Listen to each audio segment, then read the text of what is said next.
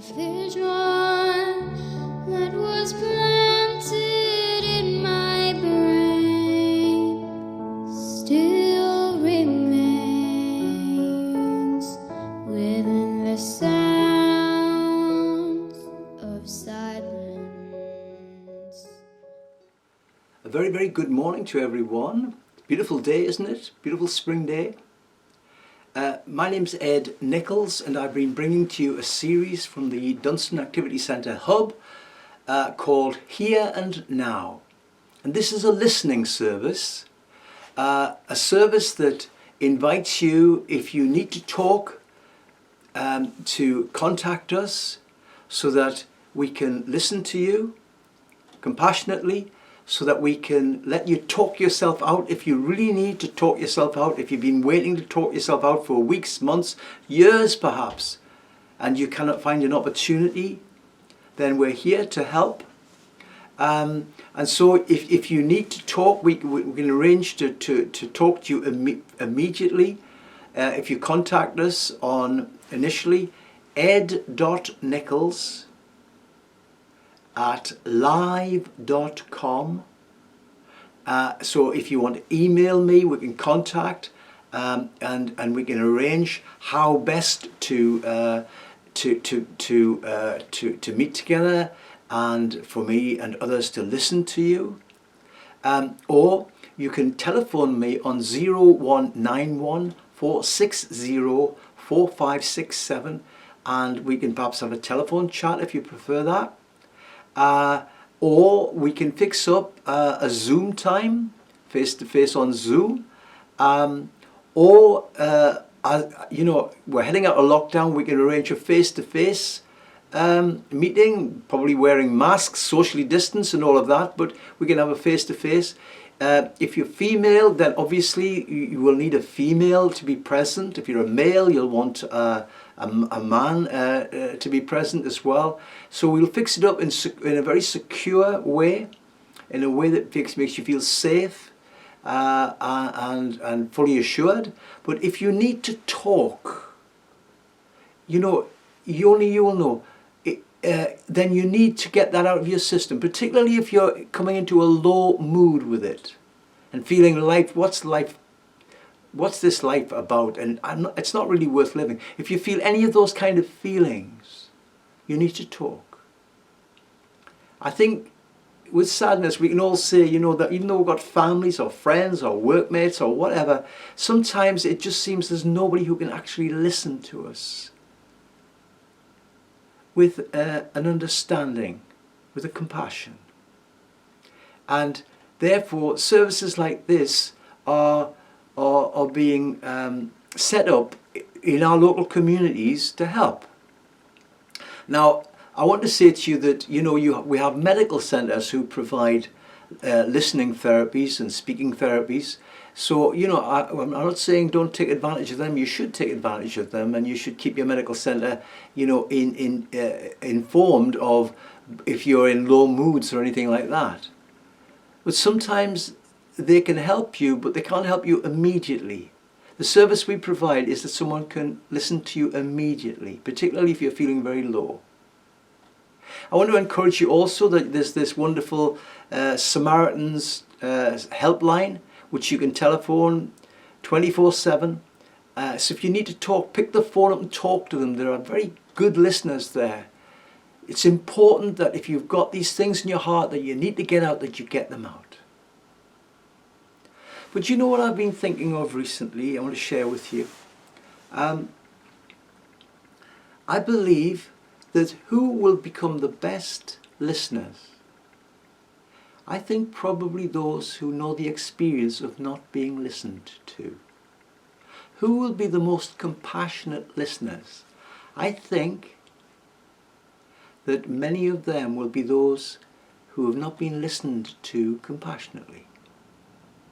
You see, people like that, they feel that the importance of being listened to with compassion, with understanding, and therefore they can make the best listeners. And as we all learn this art of listening to each other, of being able to talk ourselves out and be listened to, then we heal ourselves. Healing comes into our homes, into our workplaces, into our communities, into our life, into our world. So I wonder today if we can just look at some graphics which help us all to learn the importance of being able to talk ourselves out and also to be listened to with empathy. And so look at this first graphic here. Doesn't it remind us simply that so often, so many of us, sometimes we forget to listen. We're not listening. That song that we began with by Simon and Garfunkel, it says that people are speaking, talking without speaking. In other words, it's a kind of talk that isn't really speaking honestly. It's talk, but it's not speaking about the really important thing. And in that song also he says, and people are hearing without listening. So not only is the talking wrong, but the hearing is wrong. They're hearing, but they're not really listening. And so the song itself is saying that the silence that accrues from that inefficiency in talking and listening to each other, it can be like a cancer of silence. Silence like a cancer grows. And thank God that is a cancer that you and I can do something about without specialists. So can we all just, wherever we are, can we just look at this graphic and say, right, let me remember to listen to those around me. And then look at this next graphic here. We can enter into something called empathic listening. Empathic means that you are able to get into the shoes of another person, feel what they're feeling, understand what they're saying, and are affected by the way that they are emotionally. Empathic people are wonderful people. We say, oh, he really understands me. She just really understands. People like that are empathic listeners. And we all need to learn to be empathic listeners. And if you're a person who needs to talk yourself out and needs an empathic listener, you're probably going to be one of the best empathic listeners that there are in our community. And it says here, empathic listening. In empathic listening, you listen with your ears, but you listen with your eyes and with your heart. You listen with your ears, but you listen with your eyes and you listen with your heart. Can you see we're getting right into the shoes of another person? We're leaving ourselves behind. We're getting in. We're noticing not only what we're hearing, but we are looking with our eyes. We can see in a person's eyes their mood. We can see whether the light is on or the light is out. We can see whether the light of hope is lit there or there is no hope. We can pick up the desperation in a person's eyes. And as we listen with our heart, and this is so important, we can be affected emotionally by them. In other words, we're sharing something with them. Empathy is the most beautiful thing. Empathic listening and empathic listeners, how we need them in our world. Let you and I become good at this. Whether it's with our children, our teenagers, our elderly, our friends, our husbands, our wives, our partners, our boyfriends, our girlfriends, our fiancés, our work colleagues, whoever, our university chums, whoever. Let's learn the art of empathic listening. Look at this next graphic now. Here are some points to remember about empathic listening. Empathic listening is not about me. It's about the person that I'm listening to. It's not about me having an opportunity to speak, but me having an opportunity to listen. Now, it's not necessary to use empathic listening during an entire conversation, but what is primarily true is that we need to understand the other person's point of view. We may come in with little words here and there as we're listening. We might say, well, tell me more about this or something. But basically, the point of the exercise is not for us to speak. It's for us to listen. And that's the important thing. However that is achieved, we know that this person that I'm listening to is the main focus of the whole thing. Look at this next graphic now. Here are some tips. I don't know about you, I want to learn this. You and I cannot be fully rounded individuals at home, at work, in our communities, in our world, in ourselves, unless we learn this skill of empathic listening. And here are some tips. First of all, be interested in the speaker. And that's an act of will, to be interested in someone. Have good eye contact. I don't mean stare them out, that'll put them off, but have an eye contact. Don't look at your feet, look at them. You can only notice what's in their eyes and in their body language when you look at them. And let your body language be appropriate. You know, don't fold your arms. If you fold your arms like this, it's a stance of authority.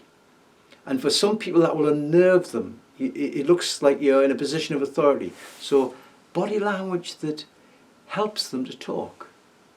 Relaxed. Nothing stiff. Minimize distractions. For goodness sake, turn your smartphone off.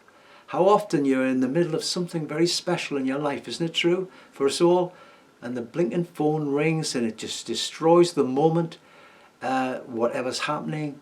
So no distractions, particularly things like smartphones. Use words to cause the speaker to expand on his or her thoughts. This is very, very, very good to do. Tell me more about that. What do you mean by that? I think I understand that, but tell me a little bit more so that I can fully understand. And remember that the tone of your voice needs to be appropriately compassionate. We need a gentleness, don't we? I think we can all learn gentleness. I don't know about you, but I can learn gentleness. We sometimes, perhaps men and women, we despise things like gentleness. We think, oh, it's a bit soppy or it's a bit weak. But actually it's not. Sometimes the strongest people are the most gentle. So here are some tips to help us. Now, let's just look here. I thought this might make you smile. When it's talking about adopting the right posture for empathic listening. Let you and I look at this elephant here. There's a little child in front of the elephant, and you look at that elephant and it almost looks as if it's in the perfect posture, with the perfect concentration that suggests that it is listening empathically to this child. And it makes me smile. Apparently elephants are very wise creatures.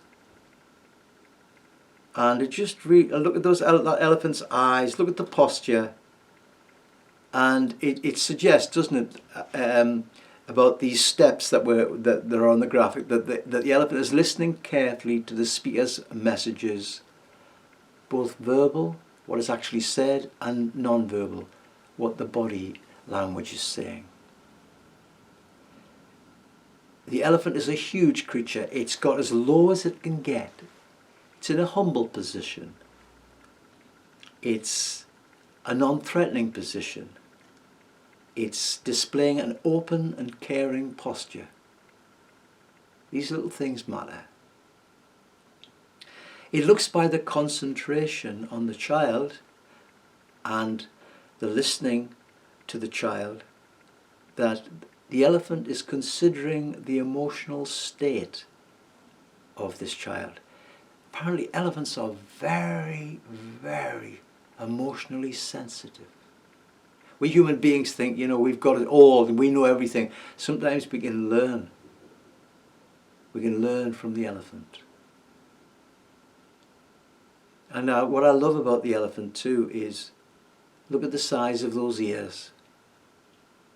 Compare that with the size of its mouth. And you realize that he's better equipped to listen than to speak. Finally it says, calmly reflect back to what you perceive the speaker's feelings and meaning to be. So you might say at the end, when you've listened a long time, am I right in thinking that you're feeling very low because you seem to have no friends? That you're feeling, have I got this right, or you're feeling very, very depressed because actually you're alone most of the time? Or you might reflect by saying, is it true then what you're saying that really life isn't worth living for you anymore because you just can't communicate? You've got nobody to communicate with. Is that what you're really saying? You see, it's good to reflect back so that what impressions you are forming as somebody listening are true. That the person that you're listening to says, yeah, that's what it's about. That's what I'm really trying to say. Then that person feels, this person understands me. Wonderful.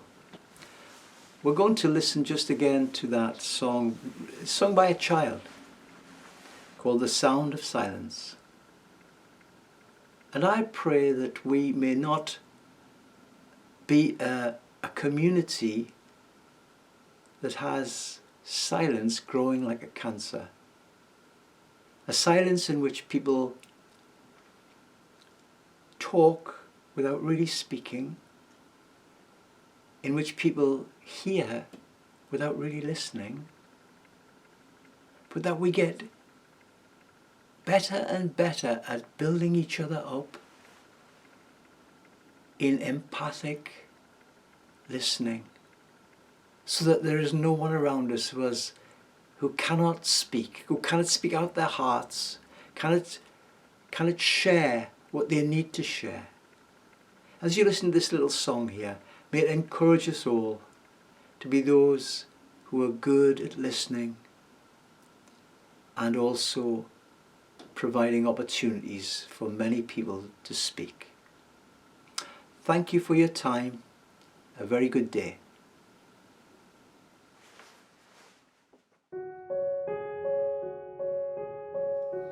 Hello, darkness, my old friends.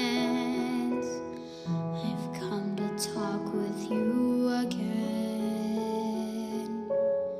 because a vision softly creeping left its seeds while I was sleeping, and the vision that was planted in my brain still remains within the sounds of silence. In restless dreams I walk